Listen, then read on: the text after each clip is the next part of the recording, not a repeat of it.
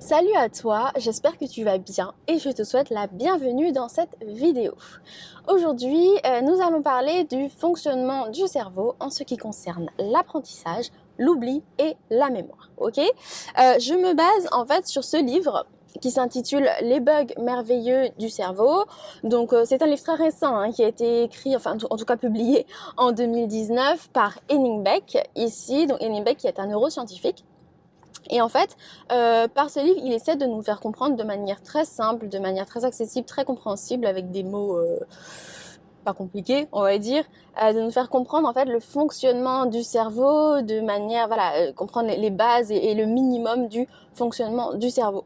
Son but en fait, c'est vraiment de nous faire prendre conscience d'à quel point notre cerveau est un organe merveilleux et que ces petits bugs, comme ils les appellent, ces petits bugs cérébraux, ces petites imperfections, ces petites faiblesses, sont en réalité des forces, sont en réalité des avantages de poids. Parce que finalement, le but, c'est vraiment de nous faire prendre conscience du fonctionnement du cerveau, parce que si on arrive à mieux comprendre notre cerveau, on va arriver à mieux l'utiliser. On va pouvoir justement agir en cohérence avec notre cerveau et pas contre lui. Ok ? Et ce que j'aime bien dans ce livre, c'est qu'en fait, il prend des cas communs du quotidien, des choses dans lesquelles tout le monde se voit, tout le monde se retrouve un jour ou l'autre, comme par exemple l'apprentissage, l'oubli et la mémoire. Comme je te dis, ce sont les trois cas dont nous allons parler aujourd'hui. Mais il parle aussi de plein d'autres choses. Bon, ça, on fera d'autres vidéos pour ça. Mais il parle de la distraction, il parle de l'ennui, du perfectionnisme, de la motivation, voilà, du blackout. Il parle vraiment de plein de choses dans ce livre. Et c'est vraiment des petits cas concrets, des petits cas communs dans lesquels on peut tous se retrouver. Et c'est ce qui est très, très intéressant. Donc comme je te le disais, aujourd'hui on va traiter l'apprentissage, l'oubli et la mémoire. Donc comment fonctionne le cerveau sur ces trois points. On va y aller parce qu'il y a des choses à dire, ok, donc on va rentrer directement dans le vif du sujet. Juste avant, n'oublie pas, si tu veux suivre la vidéo avec un support visuel, n'hésite pas juste à cliquer sur le lien en description. T'as juste à cliquer, tu auras ensuite le PDF, le support visuel, et tu pourras donc suivre la vidéo et en même temps avoir ton support à côté. Comme tu veux. Moi, je l'ai là devant moi parce que bon, faut pas non plus que je me perde dans mes pensées. Voilà, allons-y, assez de blabla. Donc, commençons donc par l'apprentissage. Comment notre système apprend-il c'est la question. Comment notre système apprend? Donc, ce qu'on va voir tout d'abord, c'est l'hippocampe. L'hippocampe qui est le centre de la mémoire. Parce qu'avant d'apprendre, il faut savoir comment l'information, elle rentre dans le cerveau. Et ça se passe par l'hippocampe. Je pense que si tu t'intéresses un peu aux neurosciences, au cerveau, tout ça, à la mémoire et tout, tu sais bien qu'on ne parle pas de mémoire, qu'on ne parle pas d'apprentissage sans parler de l'hippocampe, parce que c'est vraiment le centre de la mémoire. C'est un peu la face, c'est un truc qui se situe au milieu des deux hémisphères, et c'est l'endroit, en fait, c'est la phase de test, c'est la phase de filtrage, de sélection, c'est là les informations ne passe forcément par l'hippocampe en fait. On a le flux entrant d'informations qui passe par l'hippocampe. Donc dans l'hippocampe, les informations elles sont traitées, elles sont triées, elles sont sélectionnées, blablabla, selon différents critères. Voilà, ça on le verra plus dans la partie de l'oubli. Et puis finalement, donc les informations, elles sont mémorisées à court terme dans l'hippocampe, et puis il y en a certaines qui sont, on va dire, sélectionnées pour passer sur du plus long terme et donc être mémorisées à long terme. Mais vraiment, l'information, elle passe forcément par l'hippocampe pour être enregistrée dans le cerveau, que ce soit du court ou du long terme. Ça, dans tous les cas, on le verra plus profondément lorsqu'on traitera de la partie de l'oubli. Ok, l'hippocampe, ce qui est très intéressant avec l'hippocampe, c'est que ça permet au cerveau de gagner du temps et de l'énergie. Parce que quand il a une tonne d'informations qui lui viennent dans le cerveau, il peut pas, traiter une information une par une, savoir ce qu'il va faire de chaque information. Non, il met, c'est un peu imagé, mais je veux dire, il fout tout dans l'hippocampe. Et puis, pendant les périodes de repos, les périodes de sommeil, tout ça, les informations vont être traitées, triées, etc. Donc, c'est pour ça que c'est justement très très important. Donc c'est vraiment ça. Pour te donner un élément de comparaison, c'est un exemple qu'il a pris dans le livre que j'ai beaucoup aimé. C'est justement le fait que l'hippocampe, qui est le centre de la mémoire, c'est un peu comme une cabine d'essayage. Quand tu vas dans un magasin, tu prends des vêtements par-ci par-là, tu vas les essayer dans ta cabine d'essayage, et puis finalement tu décides lesquels tu vas acheter ou non. Mais c'est un c'est un petit peu le même principe finalement. C'est que les vêtements, si on doit faire le parallèle avec le cerveau, tu as les vêtements, de l'autre côté tu as les informations. La cabine d'essayage, c'est l'hippocampe, donc là où les informations sont triées, sélectionnées. Et puis finalement, ce qui ressort entre guillemets de l'hippocampe, c'est ce qui va être retenu sur du long terme.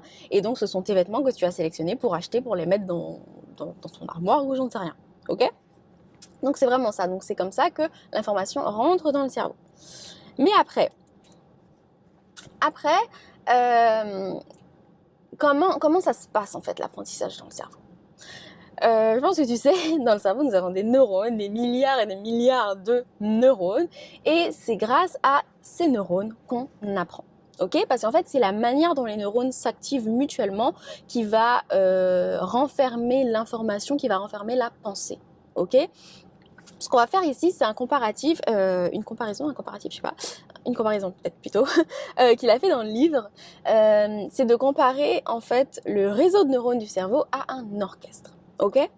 Dans l'orchestre, on a quoi ? Dans l'orchestre, on a des musiciens. Dans le cerveau, on a donc des neurones. Dans l'orchestre, les musiciens, ils jouent de la musique. Hein, ils peuvent jouer différents accords, voilà, ils se synchronisent, ils s'accordent mutuellement et cette synchronisation mutuelle va créer la mélodie, va créer la musique. Ok, donc le résultat de cette synchronisation mutuelle, c'est la musique, la mélodie. Dans le cerveau, les neurones, elles s'activent aussi mutuellement, elles se synchronisent, elles peuvent s'activer aussi de manière différente, tout comme l'orchestre peut jouer un morceau ou un autre, en jouant de manière différente. Ok, donc les neurones s'activent et cette activation mutuelle de neurones va créer la pensée, l'information. Ok ? La seule différence, entre guillemets, c'est que dans l'orchestre, on a besoin d'un acteur externe qui vient gérer tout ça. L'acteur externe, ça va être notre chef d'orchestre. Or, dans le cerveau, disons que les neurones, elles se suffisent à elles-mêmes, elles se gèrent vraiment mutuellement, c'est vraiment collectivement, c'est un travail d'équipe. Et ça va se faire par le biais des synapses.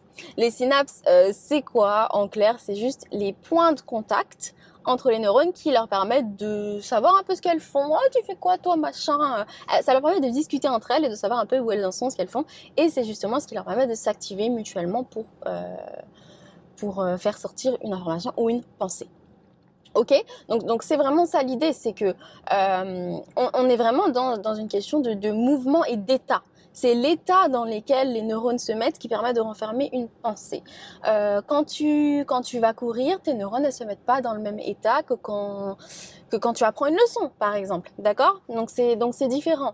Pour te faire un peu une comparaison avec quelque chose de totalement contraire, entre guillemets, ça va être l'ordinateur. Pour l'ordinateur, l'ordinateur, tu lui donnes une information qu'il stocke et puis qu'il te ressort à n'importe quel moment. L'information, c'est vraiment fixe. C'est vraiment fixe dans l'ordinateur. Tu lui donnes une information, l'information est stockée. Dans le cerveau, l'information n'est pas stockée. C'est la manière dont les neurones s'activent, c'est la chorégraphie que les neurones font qui permet d'avoir l'information finalement. Et dans tout ça, le cerveau, comment il apprend ? C'est très simple. Le but, c'est vraiment de renforcer les contacts qui se font régulièrement et de supprimer ceux qui ne se font pas, en fait. Et c'est pour gagner du temps et c'est pour gagner de l'énergie. Je pense qu'on t'a déjà dit, je veux dire, pour, par exemple, intégrer une habitude, il faut répéter, il faut pratiquer, il faut pratiquer. Puis finalement, ça devient un peu automatique parce que tes neurones, à force de s'activer de la même manière, la structure change et ça fait que ça va être beaucoup plus facile la fois d'après et encore plus facile la fois d'après et encore plus facile la fois d'après, etc., etc., etc. Ok ? Donc c'est vraiment ça l'idée. C'est comme, si je dois te prendre un exemple un peu concret, faire du vélo. Quand tu apprends à faire du vélo, au départ, tes neurones, elles sont pas actives à faire du vélo parce que tu n'as jamais fait de vélo. Donc c'est compliqué, c'est dur. Puis plus t'en fais, disons, les neurones, elles connaissent la chorégraphie, puis elles la reproduisent, et puis c'est beaucoup plus facile la fois d'après, et finalement, ça devient vraiment facile et automatique, en fait. Et c'est ça, c'est que le cerveau, il renforce vraiment ce qui se fait régulièrement, et il supprime ce qui se fait rarement. C'est ce qui crée justement les habitudes. Et c'est pour ça que c'est si dur de changer d'habitude, parce que finalement, le cerveau, il veut gagner du temps, gagner de l'énergie, il va vers ce qui est facile, et ce qui est facile pour lui, c'est ce qu'il connaît, et ce qu'il connaît, c'est ses chorégraphies de neurones, tout simplement. Ok ? Donc c'est finalement comme ça qu'on apprend. Les neurones, elles se bougent comme ça et elles renferment une information, une pensée, etc. Ok. Mais finalement, la méthode cerveau pour apprendre, c'est quoi? Parce qu'on a vu comment l'information rentre dans le cerveau. On a vu que les neurones s'activent mutuellement pour apprendre, pour renformer l'information, tout ça. Mais finalement, concrètement, qu'est-ce qui est le mieux pour apprendre? Parce qu'il faut savoir que notre cerveau, vraiment, il est super doué pour apprendre. Il est super doué pour comprendre, surtout. C'est vrai que de nos jours, comment dire? De nos jours, apprendre, c'est devenu un peu pénible, c'est devenu une tâche désagréable parce qu'on nous force, entre guillemets, à apprendre des choses pas intéressantes, voilà. Mais finalement, notre cerveau est vraiment doué pour ça. Et le but, vraiment, ici, c'est de comprendre comment notre cerveau apprend le mieux, comprendre ses faiblesses, comprendre ses forces, pour, disons, agir sur ces points-là. Parce que si on sait comment notre cerveau apprend le mieux, c'est beaucoup plus facile pour nous d'apprendre et d'apprendre en cohérence avec le fonctionnement de notre cerveau. Ok? Donc c'est ce qu'on va voir ici. On va faire une comparaison cerveau-ordinateur. Comme ça va être très bien. Ok? Donc, il faut savoir que le cerveau, pour apprendre, il comprend. Ok? Deep understanding. Il comprend. Parce que finalement, or par exemple la machine, elle apprend, on lui donne une information, elle l'apprend, voilà. Mais ce qu'il faut comprendre en fait, c'est que ce qu'on a appris, on peut le désapprendre, ok? Ce qu'on a appris, on peut le désapprendre. Par contre, ce qu'on a compris, on peut pas vraiment le décomprendre. Hein. Ça c'est, voilà, quand tu as compris quelque chose, tu l'as compris. Or quand tu l'as appris, bien évidemment, tu peux l'oublier, d'accord? Donc ça, c'est vraiment une très grande différence, c'est que le cerveau, lui, comprend les choses et c'est en comprenant les choses qu'il apprend. D'accord? Le cerveau, il passe par des images, des moyens mnémotechniques. Il passe par des idées. Le cerveau aime les histoires, qu'il y ait des liens, des relations, des concepts, une vraie, je sais pas, de la vie en fait, qu'il y ait de la passion, de l'intérêt, de l'enthousiasme. Voilà, le cerveau a besoin de tout ça. Il a besoin d'un sens, il a besoin d'une cohérence dans l'histoire, et c'est comme ça que notre cerveau apprend le mieux. D'accord? Finalement, notre cerveau, tout ce qui est fait, donné, les informations brutes, vides de sens, comme ça, on te dit apprends, puis t'apprends entre guillemets bêtement. Ça c'est la machine. Ça c'est la machine, ça c'est l'ordinateur. Le cerveau, il est pas comme ça. Le cerveau a besoin de vie. Alors je dis pas que le cerveau n'est pas doué pour apprendre des faits ou des données. C'est juste que pour apprendre quelque chose de brut, de vide de sens, sans sel, d'où les images, sans sel et sans sauce, le cerveau il aime pas ça. Le cerveau il aime la sauce en fait. Il aime qu'il y ait de la vie, il aime qu'il y ait une histoire, quelque chose de vraiment vivant. Or, la machine, finalement, t'as l'impression que c'est un peu mort, c'est très carré comme ça. Et finalement, le cerveau, il aura besoin d'enregistrer, d'apprendre beaucoup plus de choses que, par exemple, la machine. Par exemple, pour retenir un fait. Pour retenir un fait, la machine, tu lui donnes le fait, elle retient le fait. Le cerveau, il a besoin se créer toute une histoire, tout un blabla, machin. Et ça fait que le cerveau va avoir à apprendre beaucoup plus de choses, mais finalement, c'est ce qui est le plus facile pour lui. C'est comme ça que notre cerveau apprend le mieux. D'accord? C'est avec des images, avec des relations, des concepts. Le cerveau, il aime l'idée générale, il aime l'idée globale. D'accord? Or, la machine, c'est beaucoup plus détails, précision, calcul, tout ça. Et malheureusement, c'est un petit peu, enfin, ce qu'on nous apprend en fait à l'école depuis tout petit, c'est d'apprendre à la méthode de la machine. Sauf que si notre cerveau n'est pas fait pour apprendre à la méthode de la machine, bien évidemment, à un moment donné, ça va pas aller. Ça va pas aller. Je t'invite pour ça, parce que je vais pas m'éterniser non plus sur ça, mais je t'invite pour ça à regarder ma vidéo sur cerveau vs ordinateur, le fait que nous ne sommes pas des machines. Tu comprendras peut-être un peu mieux. Mais voilà. Faut savoir aussi que le cerveau a besoin de pauses. Il faut faire des pauses. Finalement, on apprend plus pendant les pauses parce que le cerveau, en fait, il a besoin de temps. Il a besoin de... Par exemple, c'est pour ça qu'on dit que le sommeil, c'est très, très important. Le cerveau a besoin de temps pour créer les concepts, créer les idées, enregistrer les informations, pour que le tri se fasse dans l'hippocampe, par exemple. Voilà, il a besoin de temps. Et donc, les pauses, c'est vraiment, vraiment très important. Les pauses régulières, ne pas surcharger son cerveau d'informations. Or, à la méthode de la machine, c'est vraiment apprentissage de masse. C'est vrai que de nos jours, on estime qu'on peut se gaver d'un maximum d'informations en un minimum de temps.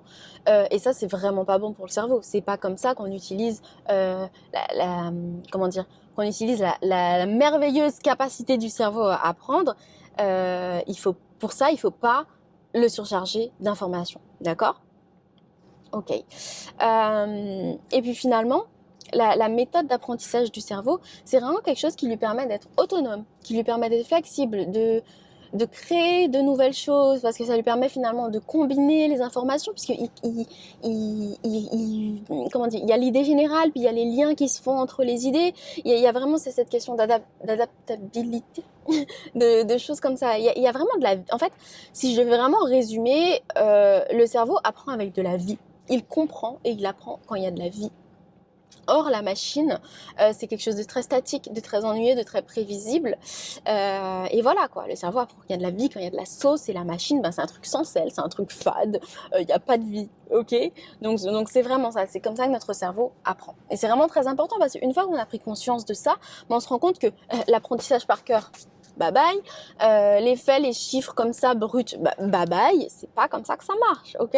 Et je sais pas si t'as déjà fait l'expérience ou quoi, mais après on n'a pas besoin non plus de savoir tout ça pour voilà, chacun ses méthodes d'apprentissage, mais bon, je veux dire, bref, je vais pas m'étaler sur le sujet, j'ai encore beaucoup de choses à dire, ok ?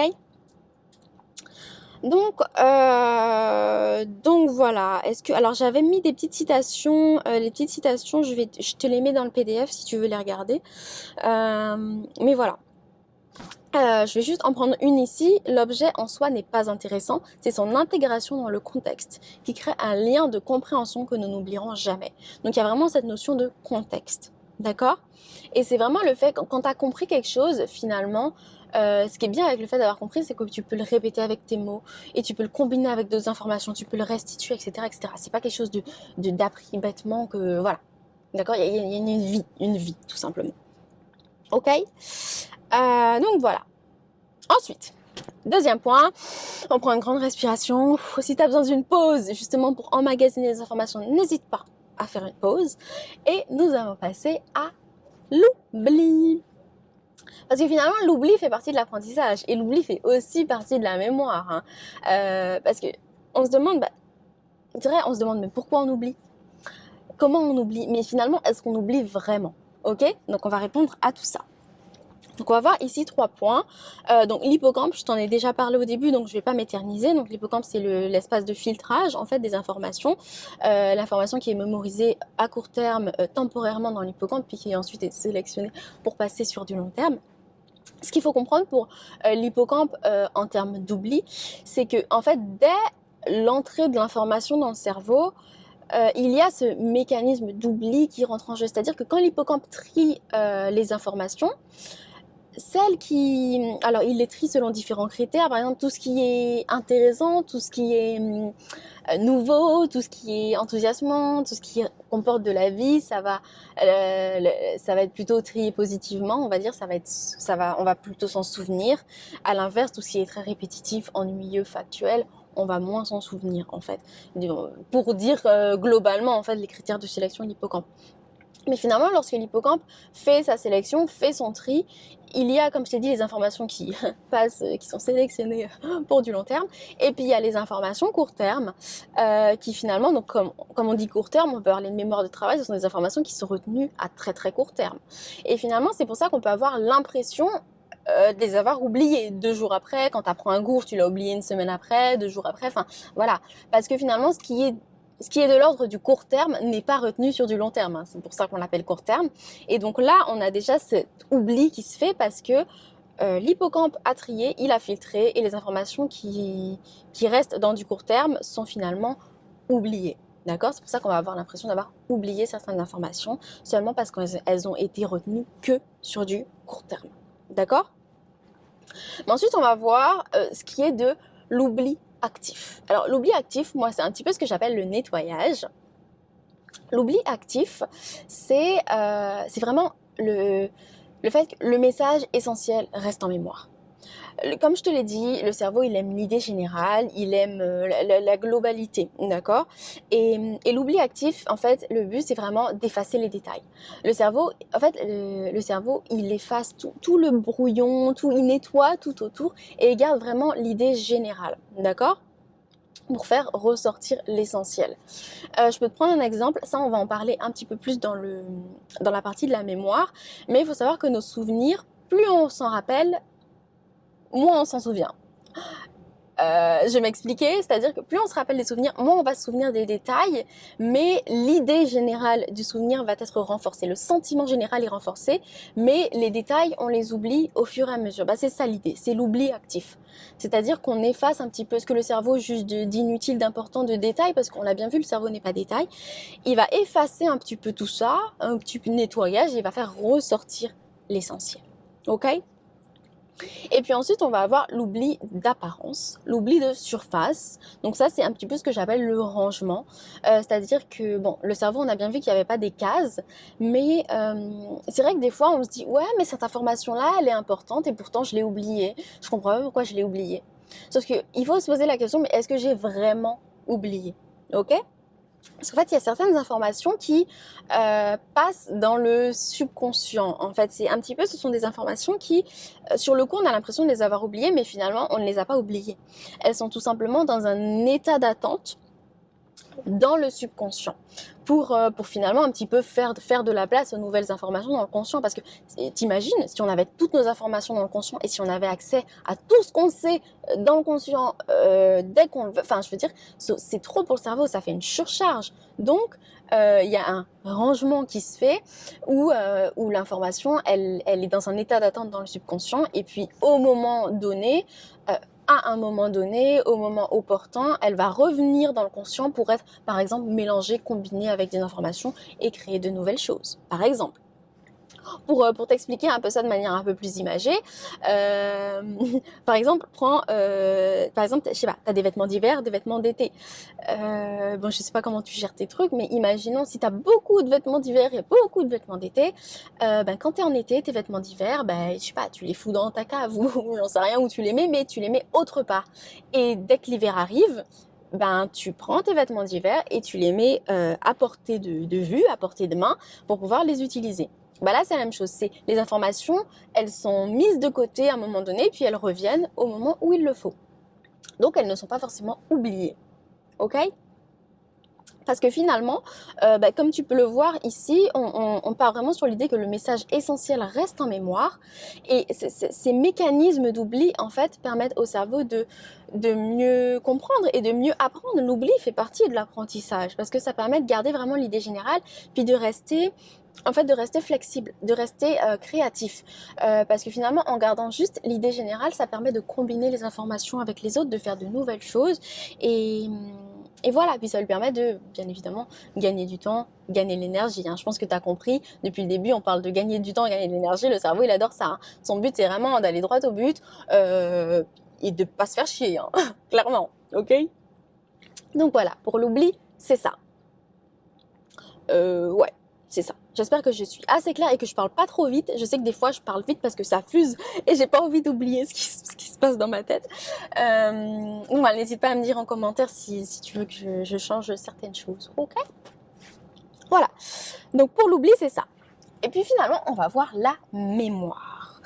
J'ai mis la mémoire en dernier parce que finalement, lorsqu'on apprend, on apprend les informations. L'oubli fait partie de l'apprentissage, donc disons qu'en oubliant, on apprend. Et disons que ce qu'on n'oublie pas, reste dans la mémoire. Ok ? Donc, la mémoire. La mémoire. Pourquoi notre mémoire nous joue-t-elle des tours ? Est-ce que notre mémoire est fiable à 100% ? Je pense que là, tu as déjà la réponse. Notre mémoire, non, n'est pas fiable à 100%. Notre mémoire est vulnérable. Donc encore, on a cette question de petite faiblesse, c'est que oui, la mémoire est vulnérable, mais finalement, d'un côté, ça cache vraiment une chose merveilleuse, c'est que nos souvenirs sont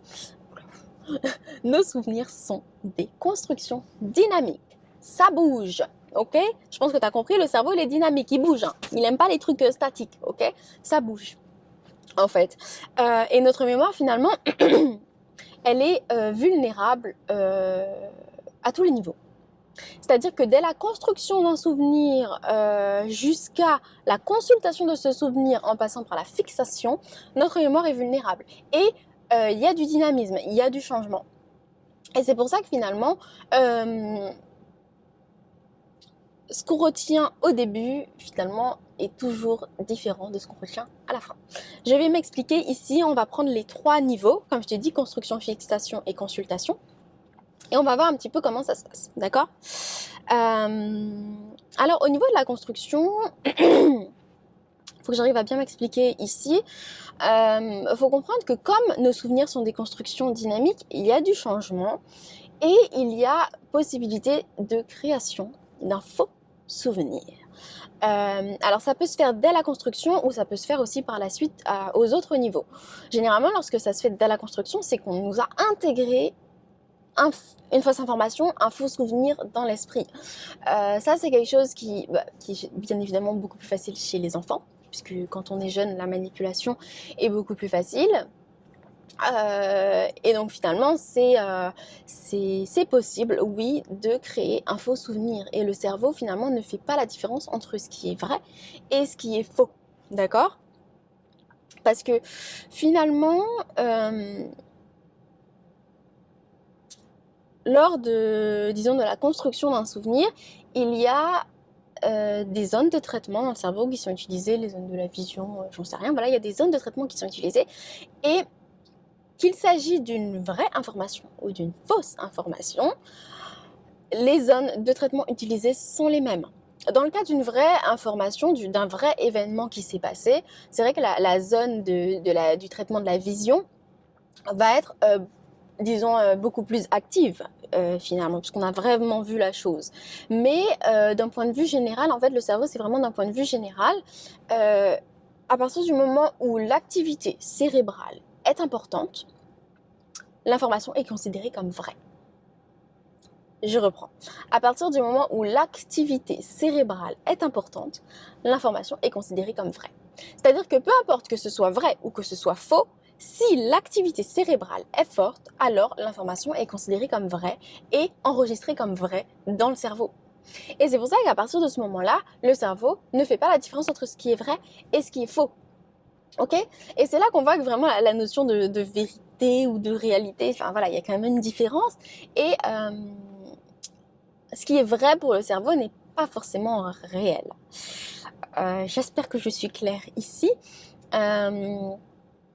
Mais voilà, il n'y a pas de critère de véracité dans le cerveau. C'est vraiment une question, l'activité cérébrale, si elle est importante, alors c'est considéré comme vrai dans le cerveau. Donc si, voilà, je peux prendre l'exemple, dans le livre, il prend l'exemple d'une fille qui a, disons, dénoncé son père, je crois qu'il y a eu des problèmes avec la justice, tout ça, comme quoi son père l'avait violée et fait avorter avec un cintre. Elle était persuadée de ça, mais vraiment persuadée, elle y croyait. Pour elle, c'est vrai. Finalement, et son père était un prêtre en plus, t'imagines l'histoire.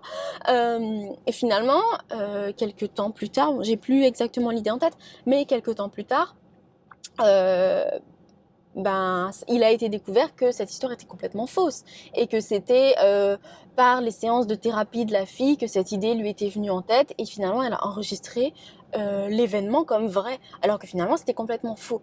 Donc tu vois, notre mémoire, elle est vulnérable à un point qu'il est possible de créer et d'enregistrer des faux souvenirs. Et ça, comme je te le dis, c'est d'autant plus facile lorsqu'on est enfant.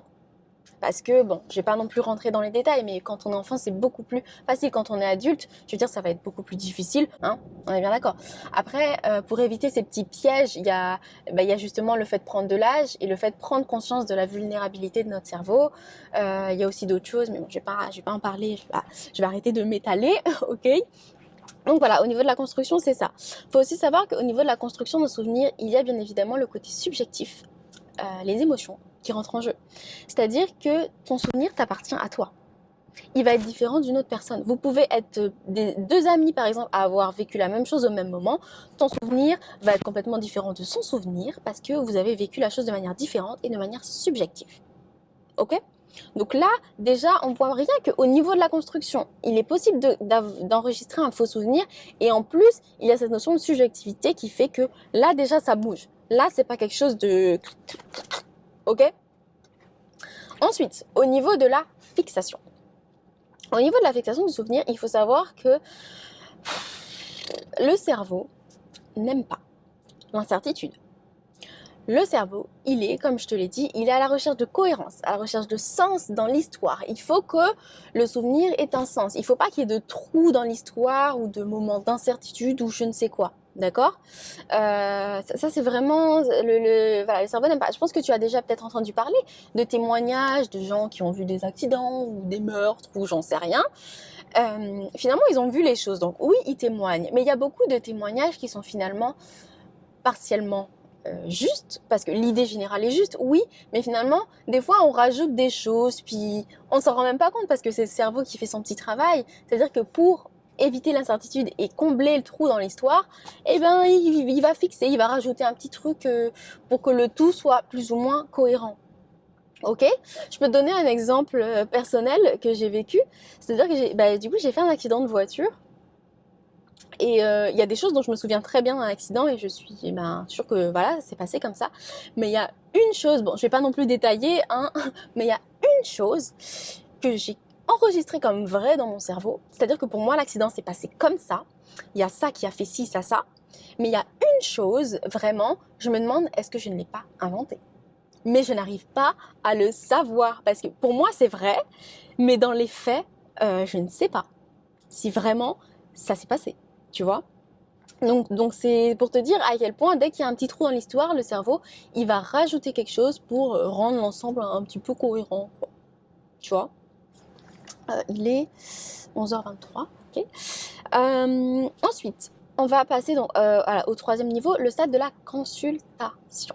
Quand on se rappelle un souvenir. Comme je te le disais tout à l'heure, lorsqu'on a parlé de l'oubli, plus on se souvient de quelque chose, moins on se rappelle des détails et le sentiment général est renforcé.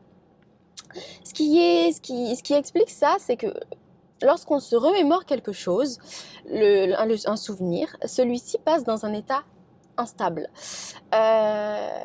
C'est un petit peu, je sais pas si tu as un iPhone, mais par exemple quand tu laisses ton doigt appuyer sur une application, les petites applications elles bougent comme ça parce que tu peux les modifier. C'est un petit peu la même chose pour le souvenir, c'est-à-dire que quand tu accèdes à ce souvenir, quand tu t'en souviens, quand tu t'en rappelles, il passe dans un état instable, ce qui fait qu'il est ouvert à la modification. D'accord? C'est pour ça que finalement, plus on s'en rappelle d'un souvenir, plus on oublie les détails. Pour faire ressortir le sentiment général, comme je te l'ai dit. Et plus on se souvient d'un souvenir, plus on l'ouvre à la modification et plus il est possible que le cerveau il vienne rajouter des petits trucs, fixer, rajouter quelque chose de plus cohérent, etc.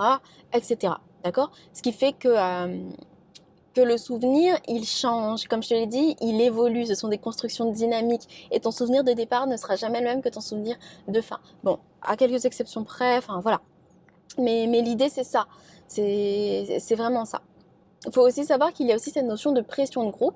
Quand, par exemple, vous avez entre amis, vous avez vécu quelque chose ensemble, vous vous rappelez des choses, puis ton ami, par exemple, il te dit « Non, mais ça, c'est pas comme ça que ça s'est passé. » Du coup, tu te rappelles de ton souvenir, puis tu adaptes, en fait, un peu ton souvenir aux autres. Donc là, encore, tu le modifies, par exemple. Et puis, il y a encore aussi cette question de subjectivité, d'émotion qui rentre en jeu. Ce qui fait que ton souvenir, dès le début, il peut être faux. Et puis finalement, même s'il est vrai au début, au fur et à mesure, on le modifie, on le change, ce sont des constructions dynamiques, en fait. Et c'est vraiment ça l'idée, c'est que le souvenir change. Ok, j'avais un truc à dire et j'ai oublié ce que je voulais dire, mais c'est pas grave. Donc en gros là, on voit aussi qu'il y a question de gain de temps et d'énergie parce que voilà. Et puis il y a vraiment ce côté créativité. Je veux dire créativité. Enfin comment je veux dire c'est incroyable quand même. Voilà, j'ai retrouvé ce que je voulais dire. C'est-à-dire que finalement, au fil de toutes ces étapes-là, le souvenir, il est plus tout à fait juste. Il est plus tout à fait juste. Mais il sonne juste. Il est cohérent. Et le cerveau, il aime ça. D'accord ? Donc c'est vraiment ça qu'il faut retenir. Et puis donc, je reviens sur mon côté créatif. Donc oui, c'est vulnérable et donc il faut faire attention de ne pas se retrouver avec de mauvaises influences, de ne pas se faire manipuler. Donc voilà, il y a vraiment ce côté où voilà, il faut justement prendre conscience de tout ça pour pas se faire manipuler, etc., etc. Pour les jeunes, voilà, bref, pas m'étaler. Et puis il y a vraiment ce fait que waouh, le cerveau est fort. Il y a ce côté vraiment créatif. Tu vois, ce côté, le souvenir change, il se modifie, on le combine avec d'autres informations. Et il y a ce côté créatif, vraiment. Et c'est ce qui donne de la vie, en fait. C'est pour ça qu'il y a de la vie dans tout ça. Il y a de la vie parce que faut savoir que les zones du cerveau, les zones de gestion du cerveau qui nous permettent, par exemple, d'imaginer le futur, parce qu'on a quand même une forte capacité à imaginer le futur, les zones du cerveau qui nous permettent d'imaginer le futur, ce sont les mêmes qui nous permettent de nous remémorer le passé. Ok ? Alors là, juste pose ton esprit 2 minutes. Si on ne pouvait pas modifier nos souvenirs, c'est-à-dire se remémorer le passé en le modifiant, il aurait été impossible pour nous d'imaginer le futur. Parce que finalement, pour pouvoir imaginer le futur, il faut qu'on puisse revenir dans le passé et, entre guillemets, modifier notre passé. Apprendre de nos erreurs, enfin voilà, il y a tout ça. Je sais pas vraiment si c'est clair. Après, ça fera aussi probablement l'objet de d'autres vidéos, mais c'est vraiment ça. Nos souvenirs sont des constructions dynamiques. Notre cerveau est vivant, tout simplement. D'accord ? Donc voilà, c'est un peu tout ce que j'avais à dire. Je crois que je n'ai rien oublié. J'espère en tout cas que c'était assez clair. Si je devais conclure vraiment, comme je te l'ai dit, notre cerveau est vivant. D'accord ? Et il faut vraiment prendre conscience de cette vie pour agir en cohérence avec le fonctionnement de notre cerveau. Pour rappeler un petit peu ce qu'on a vu au niveau de l'apprentissage, on a vu l'hippocampe, donc le centre de la mémoire, la cabine d'essayage mental. On a vu l'orchestre de neurones, donc c'est la manière dont les neurones s'activent entre elles qui renferme une information. Et les contacts qui sont utilisés fréquemment sont renforcés, ceux qui ne sont pas utilisés sont supprimés. Au niveau de l'oubli, on a vu que l'oubli fait partie de l'apprentissage et l'oubli fait aussi partie de la mémoire, qu'il y a cette question d'oubli actif, d'oublier les détails pour faire ressortir l'idée générale. C'est cet oubli aussi qui n'en est pas un, cet oubli de surface où l'information reste dans un état d'attente pour finalement revenir au moment opportun, se combiner avec d'autres informations. Au niveau de la mémoire, on a vu que oui, notre mémoire est vulnérable, mais que finalement nos souvenirs sont des constructions dynamiques. Nos souvenirs changent. Il y a le risque de création de faux souvenirs. Le souvenir change, que ce soit au niveau de la fixation ou de la consultation du souvenir. Tout ça, on l'a vu. Et tout ça, ça nous montre quoi ? Que oui, le cerveau a de petites faiblesses. Oui. Le cerveau a de petites imperfections, des petits bugs et tout, mais il faut justement les comprendre, il faut les comprendre et ça cache bien évidemment des avantages de force, d'accord ? Le cerveau, non, ne fonctionne pas comme une machine, ça fait partie de ses faiblesses. Le cerveau, il ne fonctionne pas comme une machine, ça fait partie de ses faiblesses. Et pourquoi utiliser le cerveau en appuyant sur ses faiblesses ? Non, on va appuyer sur ses forces, d'accord ? Et puis, pour finir, le cerveau, il marche sur une dynamique de gain de temps, gain d'énergie, facilité et puis beaucoup de flexibilité, beaucoup de créativité, d'autonomie. D'accord ? Ça fait 40 minutes que je parle, hein. Je vais m'arrêter là. J'espère en tout cas que cette vidéo ça t'a plu. Que voilà, ça a été clair. Je reviendrai sur ce livre parce que bon, il y a beaucoup de choses à traiter. Voilà, le temps, par exemple, les mathématiques, voilà, il y a plein de choses. Donc franchement, si tu veux lire ce livre, je te le conseille, il est très très facile à lire. Voilà, j'espère en tout cas que cette vidéo t'a plu. Si c'est le cas, n'hésite pas à mettre un petit pouce bleu, n'hésite pas à me dire en commentaire ce que tu as pensé, si tu t'aimerais que je parle de certaines choses un peu plus en détail, si t'aimerais que je traite un sujet tout autre, enfin voilà. Parle-en moi. N'oublie pas bien évidemment que tu as pourquoi je dis évidemment comme ça, n'oublie pas bien évidemment que tu as le PDF en description comme support récapitulatif si tu as besoin de revenir sur les choses. Et puis voilà, c'est tout. Je te souhaite dans tous les cas bonne soirée, bonne journée, bon après-midi, bonne ce que tu veux. Et puis je te dis à la prochaine, ok ? Allez, salut, ciao ciao.